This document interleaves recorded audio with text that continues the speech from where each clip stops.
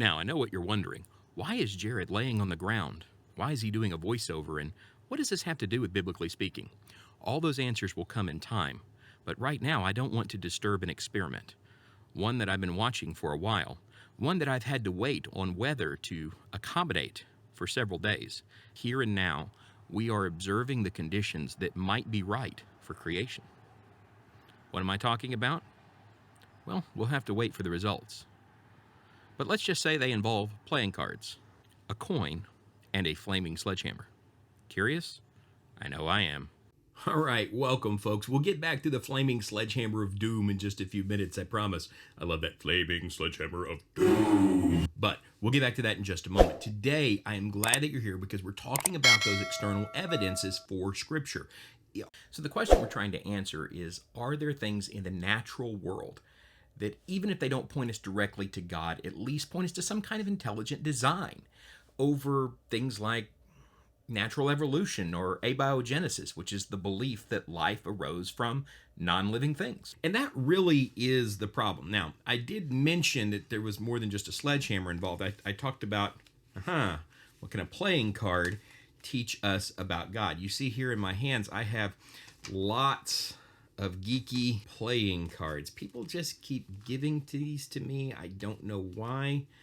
It's as if people know that I'm kind of a nerd. We're going to use a couple of these decks here in just a moment to try to show you a depiction of something. But before we do that, I want to look at what the Bible actually says. The best place to turn for that may be the 139th Psalm, where David's talking about everything that God knows about him and how God is inescapable. God sees everything. God knows where he goes and knows what his limitations are. It says in verse 13, "For it was you who created my inward parts. You knit me together in my mother's womb, and I will praise you because I have been fearfully and wonderfully made. Your works are wondrous, and I know this very well. My bones were not hidden from you when I was made in secret, when I was formed in the depths of the earth. Your eyes saw me when I was formless. All the days were written in your book and planned before a single one of them began." One of the things that I was challenged on in some of the recent atheism videos was I couldn't show that the idea of creationism or intelligent design was any kind of serious science. In fact, one of the commenters actually told me I should publish and become a Nobel laureate if I'm going to say that intelligent design is science, and I can show that it is. And what's interesting about that, there's actually a guy named Brian Josephson, who is a professor emeritus at Cambridge University, who is a Nobel laureate. Now, he didn't win the Nobel Prize for this, but he, in a recent article, was quoted as saying that intelligent design is science, that intelligent design is an area worthy of study. And he came to that conclusion apparently based on the complexity of human biology. I'm going to put links to some articles about these people in the description. There's another individual that you may know. He's a professor of computer science at Yale. His name is David Galertner. Now, David Galertner is a well-known scientist, and as recently as just, I think, 3 years ago, he was very publicly quoted as saying he no longer believed in Darwinian evolution, and the complexity of human DNA was one of the reasons, and he was taking that level of complexity and applying it to computer science, and you don't get clean code by accident, was basically kind of the thought behind that. But I want to share some of his words with you, because I think that they are worthy of our consideration. He was giving an interview on a book written by a guy by the name of Stephen Meyer called Darwin's Doubt, and then The Deniable Darwin. Then actually Stephen Meyer just wrote another book earlier this year called The Return of the God Hypothesis. It's one that I'm planning on reading very soon. But I want you to listen to the words of David Galertner here. Now, this man is not a Christian apologist. He's not trying to teach the God of the Bible. Basically, his point is going to be, as you'll see in a moment, that any theory that involves Darwinian evolution or that starts with something like abiogenesis just simply doesn't work. And I want you to look at this. He says, "My argument is with people who dismiss intelligent design without considering it. It seems to me it's widely dismissed in my world of academia as sort of a theological put-up job. It's an absolutely serious scientific argument," this Galertner said during his interview. "In fact, it's the first and most obvious and intuitive one that comes to mind.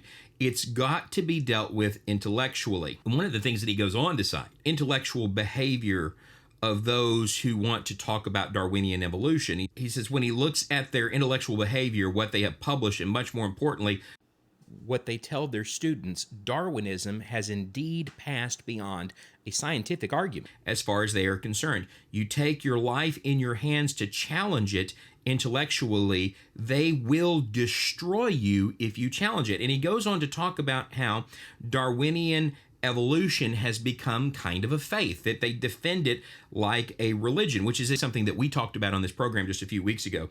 And I was kind of roasted for saying that. But on this whole idea of this column that he wrote on giving up Darwin, he explained how it is that there are better and competing theories, namely intelligent design, have convinced him. And this is a man trained in logic. This is a man trained in probability who's looked at Darwinian evolution, and he says, you know what? It's a beautiful theory, but it's just not there. Now, I know based on the comments on my own videos that evolutionists are always wanting to try to separate Darwinism from abiogenesis, claiming they're two separate fields of study, but every theory of evolution that's ever been presented to me starts with a single-celled organism becoming a multi-celled organism. And none have any explanation apart from abiogenesis as to where that single-celled organism came from. And without that answer, the whole theory just comes apart. The two are always interlinked. There's a lot of problems with that. And I realize eyes are glazing over here. I'm going to try to make this fun in just a second. In fact, I'm going to start the process of making it fun with these cards. So the theory of abiogenesis actually begins with amino acids, of which there are about 300 types. But only 20 of those 300 can be combined to form life. And mix and intermix, you won't get a living thing there. The shortest protein that we know of is 100 amino acid chains long. You have to string 100 of these things together. Let me just show you something on probability for just a second. I've got to pull up some notes. You're going to see me looking off screen just a little bit. Guy's a lot smarter than me, did the math, but I want to do this by shuffling a deck of cards here. I should have let my wife do this. She's much better at shuffling cards. Lauren is so good at shuffling, better than any Christian ought to be at shuffling cards. I always tell her, I'm looking at you, kid. But as we shuffle these cards, and we're going to do it a few times here. Brand new deck of Star Trek playing cards. We'll see how good the shuffle looks. Maybe not the best in the world. I'll run them through one more. Okay, but as I'm doing this, so we were talking about the idea of probability. How many times would I have to shuffle this in order to shuffle it back into a perfect order? Remember, we got 52 cards in here. Well, 54 including jacks. So I've got 54 cards here. Each one has a unique place relative to the others. Not only do I have to separate them into suits, but they have to be in the right position in suits, and we need the hearts to be on top through the spades, down through the diamonds, and finally the clubs, with the joker sitting on top of the deck. How many times would I have to shuffle this deck of cards to come up with that? Now, people much smarter than me did this math, but it is 8 to the 67th power, probably round up to 9. It's a 68-digit number. That one mathematician put it this way, that every time you shuffle a deck of cards, chances are that you have put them in an order that has never been seen before in the history of the universe. Say that there exist 10 billion people. I'm going to put this on the screen. This is really cool. Say there exists 10 billion people in every planet, 1 billion planets in a solar system, 200 billion solar systems in every galaxy, and 500 billion galaxies in the universe. If every single person on every single planet has been shuffling decks of cards completely at random at 1 million shuffles per second since the beginning of time, and he's not using like short time here. We're not talking a 10,000 year old Earth. We're talking billions of years. Since the beginning of time, every possible deck combination would still yet to have been shuffled. It is much more likely every time you sit down to play a game of cards with your family, shuffle pattern that you created or arrangement that you created when you shuffled that deck, it is actually much, much more likely that it has never been seen before. Now, it's even more complicated than that because among the 20 amino acids that exist, there are L configurations and D configurations of these amino acids. For shorthand, they call them left and right-handed amino acids. Only left-handed amino acids can be combined to conform proteins that can thus create DNA. A small protein has 100 of these arranged. So in that, what we've reduced this to is a coin flip, a heads or tails, and a coin flip that I have to replicate 100 times in a row with no failures. Let me show you what that means with these playing cards. Let's take away the other 280 amino acids that cannot be combined to form life, and let's just talk about the 20 that can. Let's imagine that we have a pool of just those 20 types of amino acids. It is as if this pool has been engineered with these amino acids to create life. Nothing in there that can't create life, but we still have them in left-handed and right-handed variants. So, you see, these are brand new Star Wars cards. Sorry, these are sequel trilogy. If anybody's got original trilogy cards, shoot me a message, and I'll be happy to let you send them to me, or just send me a link to where they can be bought. I'm kidding, or am I? But I know this is gonna mess some of you guys up because I've got Trek and Wars. Trek and Wars. There's a great disturbance in the Force and a really bad shuffle. It's as if millions of nerds cried out.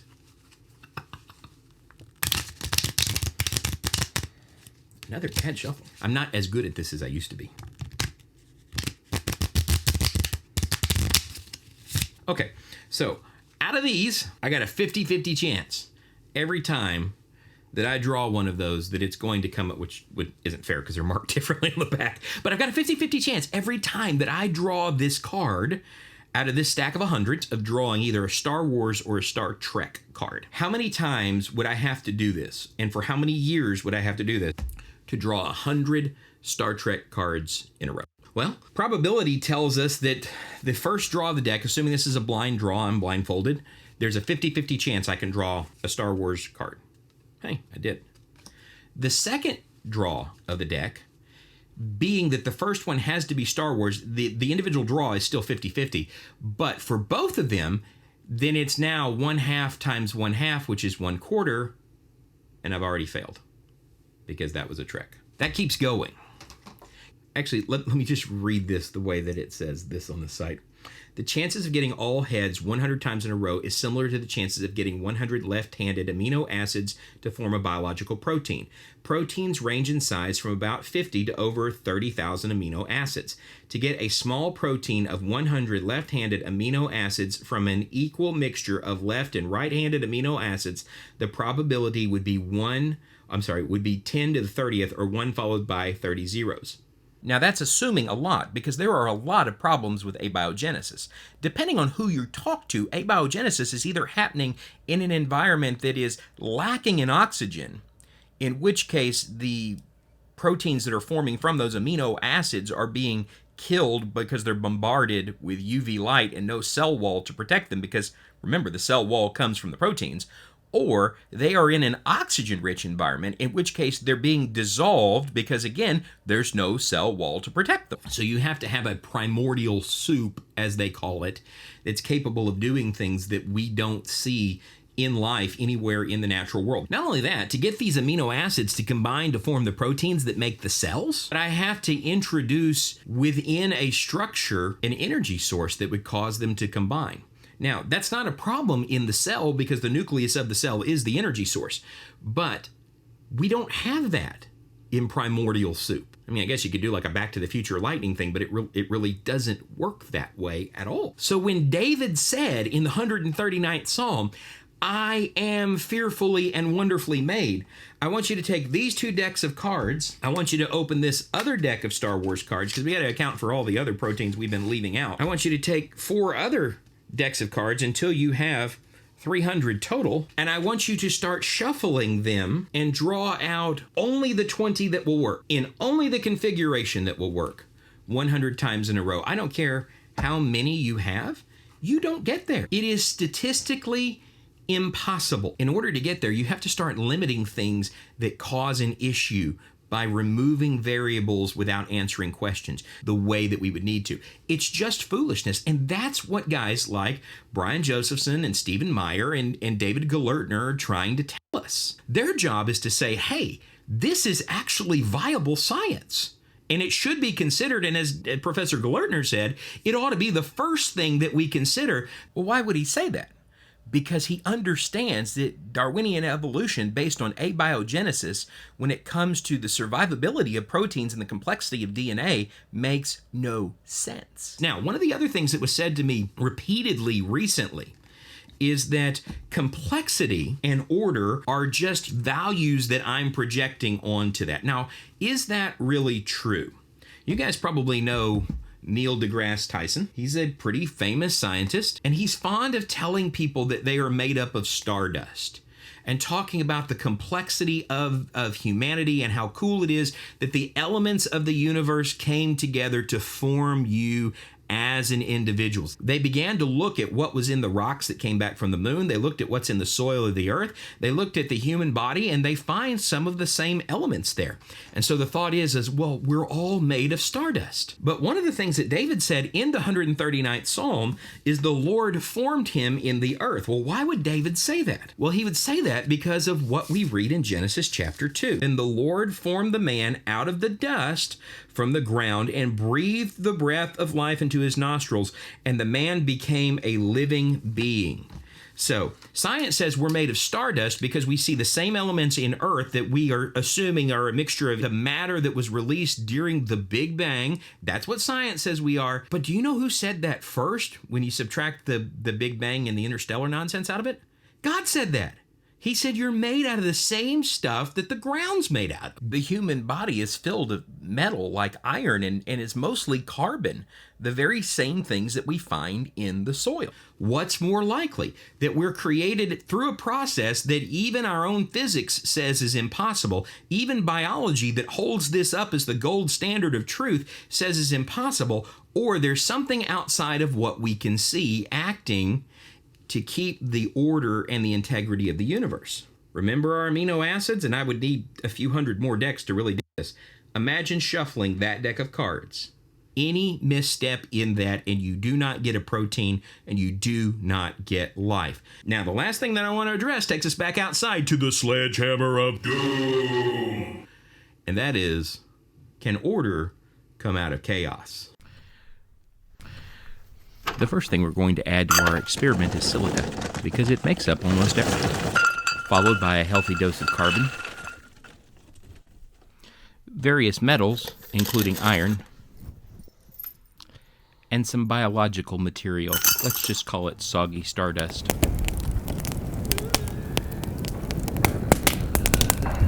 Now, what happens when we subject this to heat and pressure? We're not expecting life, but we see a pattern.